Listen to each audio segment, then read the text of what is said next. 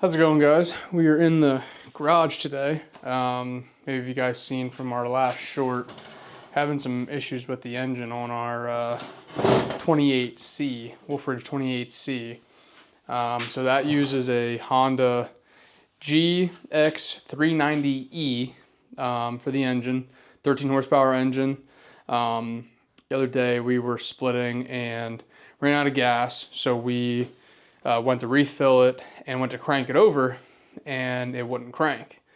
Thought the battery might have been dead, put a jump pack on it, didn't do anything, tried to pull start it, and it wanted to rip your arm off. So it seems like a pretty common issue with these engines, kind of. Some guys have the issue, some not. There's a couple key things you can do to try and figure it out. There's one really bad issue, which ends up being my issue. So first one guys say is you got to go in here and adjust your valves. So you have your intake and your exhaust. This one's supposed to be 6,000ths. This one's supposed to be 8,000ths. Check those, make sure they're good. Make sure you get your engine top dead center. Put a screwdriver, down in the hole down there. You guys can hard to see it for the where the spark plug goes.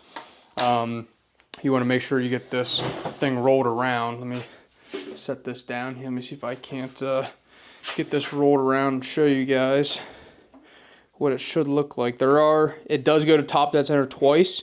You have to make sure you're on the part where you can adjust the valves here. Let me get to that.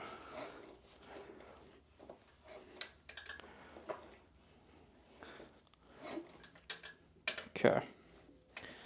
So here we go.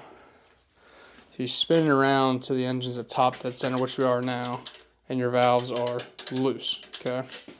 I think we're not quite there. Should be there now. That one seems a little tight. Might have to go back and adjust that one yet, which is fine. I didn't get these quite adjusted. You gotta make sure they're loose. And you wanna adjust these two screws here. So that's the first thing you do. If that doesn't work, and you go over here, you rip this whole side assembly off. You get down here, there's a big nut down inside here, 125 foot-pounds is what you can torque it to. It came off very easily, went on very easily. I just used a screwdriver to hold the flywheel when I was putting it back on. There's a keyway in there. It's one of those half-moon keyways. And you want to use, you want to make sure that keyway did not shear in any way, and then the flywheel is spinning on the shaft. So that wasn't our issue either. Took that all apart this morning. Didn't end up being the problem. Another guy had said you can check the magneto, make sure that's on correctly. I took it off, put it on the spec. I think it's 0.016 millimeters if I remember correctly. Don't quote me on that one. Pretty sure that's right though. Put that back. I had the paper printed out inside, so I know I put it on the right way. That didn't fix it either. So this thing was still like super hard to pull over. Nothing. Obviously, I wasn't doing it, hook, like with the spark plug in or anything. Just even with the spark plug out, you could not pull on this thing. It was almost locked up. When I was originally trying to get it to start with it on the splitter, you would yank on the pull start and it would just slingshot your arm right back. So what ended up happening was, down in the engine, you have this camshaft here. Don't look at the Euro prices, it's just a good place I found a picture. So in the camshaft, you have your decompression spring, which is this assembly. It wraps around, up behind, goes to here. This little piece right here comes up. This is your exhaust lobe on your camshaft. This little piece right here gets stuck. When the exhaust lobe goes around, it hits the tappet inside the engine for the valve. This will come down and then it'll decompress the engine, take you right around 50, 60 PSI and allow you to actually pull the engine and start it. So it gets rid of all the compression. When the engine's running, you should have like maybe 120 to 150 PSI. With it not running, and the plug, I had the compression tool in there. Nice snap-on compression tool set inside there. You should have about 50 PSI or 60 PSI, which is what I have now. Not quite sure what happened here. None of these pieces were broken. Something might have got lodged in there. I'm not quite sure. We have this thing pulled apart now, and pulled it all apart, checked it. whoops, checked inside, and it was all good. I mean, there was no pieces of metal, there were no chunks, there was nothing. The oil looked good.